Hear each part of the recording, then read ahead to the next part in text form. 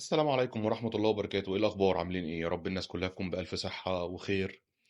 عايز أقول كلمتين بس واستحملني فيهم قبل ما ندخل في موضوع الكورس بتاع النهاردة. يمكن الحلقة دي بتتصور بعد خبر استشهاد البطل صالح الجعفراوي بكام ساعة. الحقيقة أنا عايز أوجه رسالة بس قبل ما أدخل في الموضوع، وإن شاء الله بإذن الله أنتوا هتستحملوني فيها يعني. الحقيقة أنا يعني ما كنتش عايز أصلا أعمل حلقة بتاعت النهاردة، ولا كنت فيا طاقة حتى إن أنا أطلع أتكلم، ربنا يرحمه يا رب.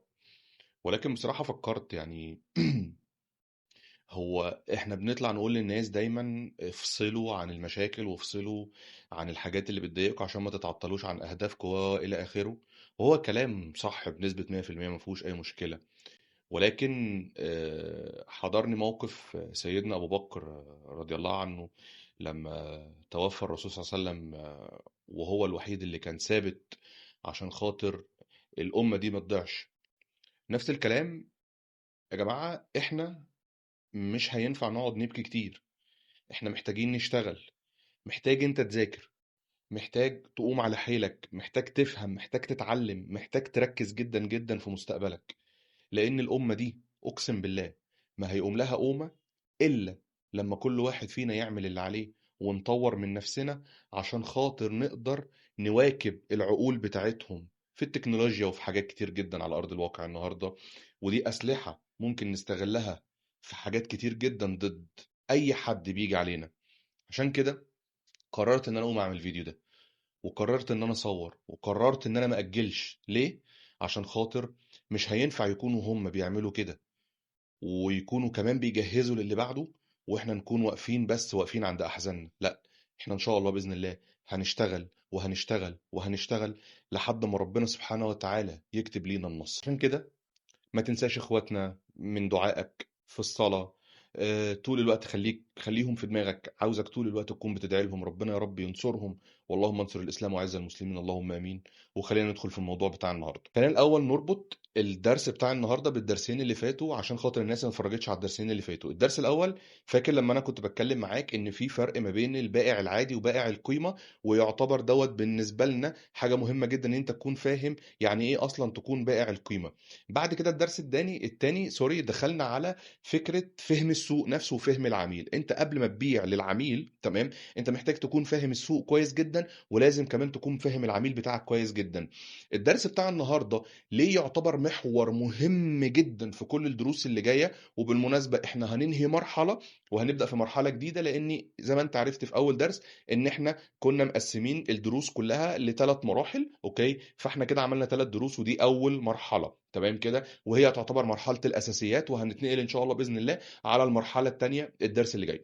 ولكن خلينا نتكلم ان الدرس بتاع النهارده ليه مهم جدا. الدرس بتاع النهارده مهم جدا لاني زي ما قلت لك المره اللي فاتت، انت ممكن يكون عندك فكره، ولكن الفكره دي انت مش قادر توصلها للعميل اللي قدام. عشان كده ده يجي دور مهارات التواصل والاقناع. دي مهمه جدا جدا. تعرف امتى تون الصوت بتاعتك تتحكم فيها، امتى تبقى عاليه، امتى تبقى واطيه. وخليني اقول لك باختصار كبير جدا ان مهارات التواصل هي السر القوي جدا جدا في مجال السيلز، اللي بتخلي العميل يقول لك يا باشا انا اشتريت كلامك وانا موافق على كل حاجه انت بتقولها. لان ببساطه ثقته بتتبني من ثقتك انت في المنتج نفسه، ومن ثقتك انت في كلامك، وتونة صوتك كانت عامله ازاي، ولغه الجسد بتاعتك كانت عامله ازاي. وخلينا اوعدك وعد ان انت لو فهمت الدرس ده واستوعبته وطبقت كل كلمه فيه، انت هتلاحظ فرق بعينك قوي جدا جدا في معاملتك مع اي عميل. وقبل ما نكمل عايزك تتاكد انك عامل سبسكرايب للقناه ومفعل زر الجرس، ودوس لايك على الفيديو ده عشان خاطر يوصل لعدد اكبر بكتير، لان التفاعل عليه بيفرق جدا. ويلا بينا عشان اللي جاي هيفرق في شغلك بشكل قوي جدا جدا. ليتس جو. أنا بعمل اللي بعمله ده علشان أسيب أثر. يمكن كلمة تغير حياة، يمكن لحظة تبني إنسان، والنية دايما رضا ربنا وبس. الفكرة الأساسية اللي لازم تكون ثابتة في دماغك وانت شغال في المجال إن التواصل مش مجرد رفاهية. التواصل هو السلاح الحقيقي بتاعك على أرض الواقع. ممكن على فكرة تكون شغال في منتج بيرفكت جدا، أقوى منتج موجود في السوق، ولكن بسبب أسلوبك وبسبب عدم المهارة إن هي تكون موجودة عندك، إن أنت تكون بتعرف تتواصل مع الناس، دوت ممكن يضيع منك مبيعات كبيره جدا جدا، وان منتجك قوي ولكن انت اللي مش قادر تعبر عنه. وده اللي هنتعلمه النهارده، ازاي تتواصل مش بس تتكلم. الجزء الاول من الفيديو النهارده هنتكلم فيه عن البادي لانجوج ولغه الجسد بتاعتك. لازم تبقى فاهم حاجه مهمه جدا، ان اول انت ما بتقابل العميل جسمك بيتكلم قبل لسانك اصلا. في علم نفس المبيعات بيقولوا فيه ان اول 10 ثواني في مقابلتك مع اي عميل هي اللي بتحدد اذا كانت الصفقه دي هتنجح ولا هتفشل. عشان كده خليك دايما واثق وكتافك مفتوحة ونظرتك مريحة، وكمان تكون بتبتسم ابتسامة حقيقية، بلاش الابتسامة الصفراء. على فكرة في فيدباك بيجي كتير جدا من عملاء كتير يقول لك انا ما حسيتوش، ما ارتحتلوش، هو مش حقيقي، حاسه كده ان هو بيضحك ضحكة صفراء بس عشان خاطر يمشي الدنيا. خليك صادق حتى في ابتسامتك، لان حتى ابتسامتك في وجه اخيك صدقة. ده في الدين وكمان على ارض الواقع بتخليك تكسب حاجات كتير جدا مع العميل. اول حاجة بتكسبها ان هو بيرتاح لك وبيحبك. وعلشان تستفيد من الجزء ده انت محتاج مواقف عملية نحكيها على ارض الواقع. عشان الفيديو ما يبقاش طويل قوي، انا عامل لك بلاي ليست اسمها كوميونيكيشن سكيلز. البلاي ليست دي عبارة عن 10 او 20 فيديو تقريبا، موجودة ب 10 او 20 موقف حقيقيين على ارض الواقع. محتاج ان انت تروح تبص عليها، كل فيديو مش هيكمل معاك دقيقة، هتشوف مواقف حقيقية بعينك وازاي تتصرف بالبادي لانجوج بتاعتك وازاي تكسبك كتير. عشان كده البلاي ليست دي مهمة جدا جدا، وهي هتوضح لك لغة الجسد من from A to Z. عايزك تعتبر البلاي ليست دي جزء فرعي كده من كورس المبيعات للألف للياء. الجزء الثاني بقى من الفيديو ده مهم جدا، بعد لغة الجسد بيجي حاجة اسمها نغمة صوتك.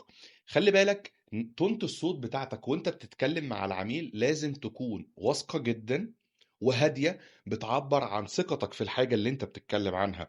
ما تكونش عالية قوي تضغط العميل، ولا تكون واطي قوي تخلي العميل يحس بعدم الثقة. عاوزك تفتكر دايما ان العميل مش بيشتري المنتج، العميل بيشتري ثقتك انت في قلب المنتج ده. والثقة دايما بتيجي من لغة جسدك ونبرة صوتك وانت بتتكلم عن الحاجة اللي انت بتبيعها. ولو وصلت معايا لحد هنا اتأكد انك عامل سبسكرايب للقناة ومفعل زر الجرس، ويلا نكمل نخش على الجزء التاني. الجزء الثالث بعنوان الأسئلة الذكية. عايزك تبقى فاهم ان الأسئلة هي أقوى أداة في الإقناع. السيلز الشاطر والسيلز المحترف ما بيقنعش العميل، السيلز الشاطر بيسأل أسئلة ذكية بتخلي العميل نفسه يجاوب على نفسه، وهو اللي يقنع نفسه بنفسه من غير ما انت تحاول تقنعه بأي حاجة. ممكن مثلا نجرب أسئلة زي ايه؟ زي مثلا ممكن تدخل على عميل تقول له حضرتك هي ايه اكتر حاجة كانت مضايقاك في قلب المنتج اللي كنت بتستخدمه قبل كده؟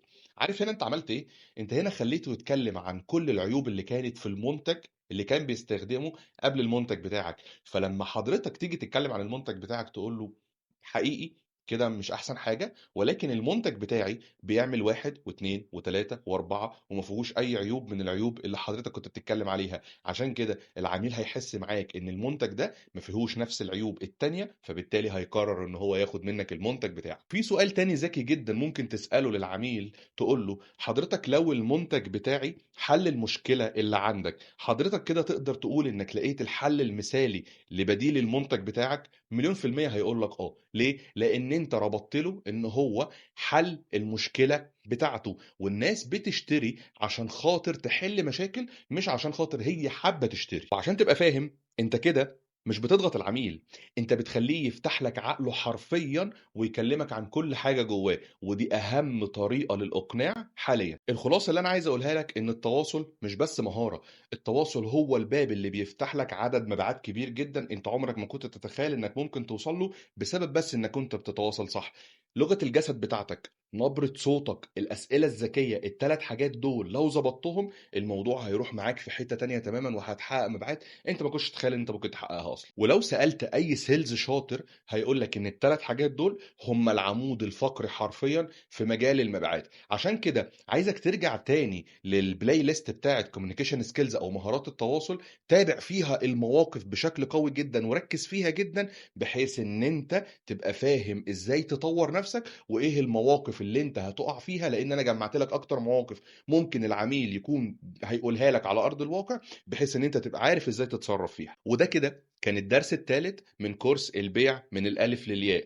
وكده زي ما قلت لك احنا خلصنا المرحله الاولى وهي مرحله الاساسيات، وان شاء الله باذن الله هنبدا ندخل على المرحله الثانيه وهي التطبيق العملي. واول خطوه واول درس في التطبيق العملي هنتعلم مع بعض ازاي تعمل ميتنج من اول التحية والسلام عليكم لحد الكلوزنج بتاع الميتنج نفسه. فدي حاجة مهمة جدا جدا لازم تكون مهيئ نفسك ليها الفيديو اللي جاي. عشان كده عايزك تكون مستعد جدًا، جدًا للدرس اللي جاي، لإن الدرس اللي جاي اللي هيحوّلك من بائع عادي لبائع محترف، لإن أنا هاورّيك كل مراحل الmeeting بعينك حرفيًا. ولو وصلت معايا لحد هنا قُل لي إيه أكتر جزء فرق معاك في الفيديو ده، وما تنساش تعمل subscribe للقناة وتفعّل زر الجرس، بحيث أي فيديو ينزل في playlist البيع من الألف للياء يوصل لك أنت أول واحد. أنا محمود أدري، أشوفك الفيديو اللي جاي.